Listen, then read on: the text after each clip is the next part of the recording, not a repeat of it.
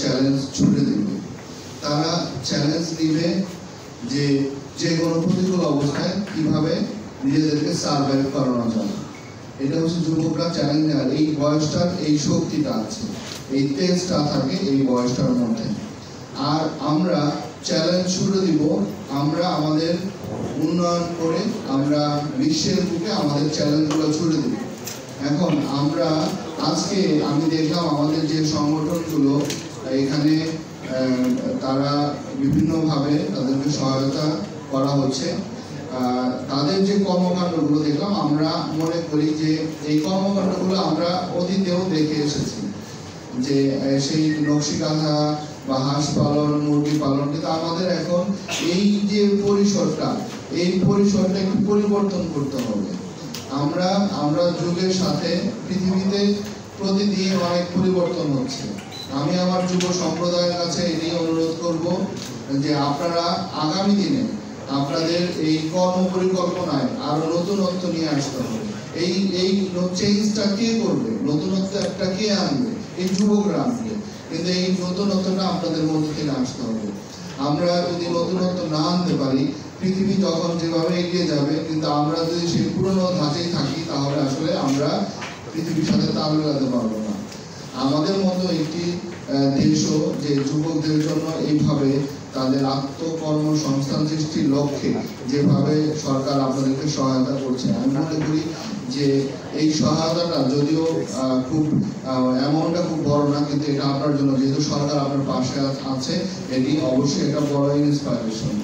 আপনি এই কোনো কিছুকে আমরা ছোট করে দেখবো না। আমরা যদি চেষ্টা থাকে আমাদের এই সামান্য যে আমরা যে অর্থটা পেলাম এটি দিয়েও আমরা আগামীতে আমাদের সুন্দর পরিকল্পনার মাধ্যমে আমরা আমাদের যে কাজটি করছি সেটিকে আরো অনেক বেশি ফ্লারিশ করতে পারি, সেটিকে আরো প্রস্ফুটিত করতে পারি। এটি করা আপনার একটা কথা মনে রাখতে হবে যে আপনি আপনার যে ফ্যামিলিতে যেখানে জন্মগ্রহণ করেছেন সেটি আপনার ডেস্টিনি ছিল, কিন্তু আপনি কিভাবে আপনার জীবনকে কোথায় নেবেন সেটি আপনার চয়েস। আপনার জীবনকে আপনি কোথায় দেখতে চান এটা আপনার চয়েস। সুতরাং আপনার ডেস্টিনি যাই হোক, কিন্তু আপনি কিভাবে আপনার চয়েসটা নির্ধারণ করছেন, তার পেছনে আপনার কি হার্ড ওয়ার্ক আছে, আপনার কি প্ল্যানিং আছে, আপনার কি আজকে যে আমাদের ভাই বললেন যে আসলে অনেক সমস্যা হয়, অনেক জটিলতা হয়, অনেক চ্যালেঞ্জ। আসলে যারা প্রতিষ্ঠিত হয়েছে, যারা প্রতিষ্ঠা পেয়েছে, তারা কিন্তু এই চ্যালেঞ্জকে ওভারকাম করেই প্রতিষ্ঠা পেয়েছে। সুতরাং এই চ্যালেঞ্জকে দেখে ভয় পাওয়া যাবে না, চ্যালেঞ্জকে দেখে পিছনে আসা যাবে না, চ্যালেঞ্জকে মোকাবেলা করেই আমাদেরকে এগিয়ে যেতে হবে। আপনি আজকে যুবক, আজকে আপনার যে শক্তি আছে, আপনি যে মেধা ব্যয় করতে পারেন, আপনি যে চ্যালেঞ্জ দিতে পারবেন, সেটি কিন্তু একটা বয়স হয়ে গেলে সেটি আর পারবেন না। সুতরাং এই বিষয়টি খেয়াল রেখে এবং যে অর্থ যেটি এসছে সেটি যেন আপনারা প্রপারলি ব্যবহার করেন, এবং এটিকে আমরা তখনই এনকারেজ করবো যখন দেখবো যে আমাদের এই অর্থটি আপনাদের কাছে যাওয়ার পরে আপনাদের যার সেক্টর সেটি আরো অনেক প্রসারিত হয়েছে, বৃদ্ধি পেয়েছে।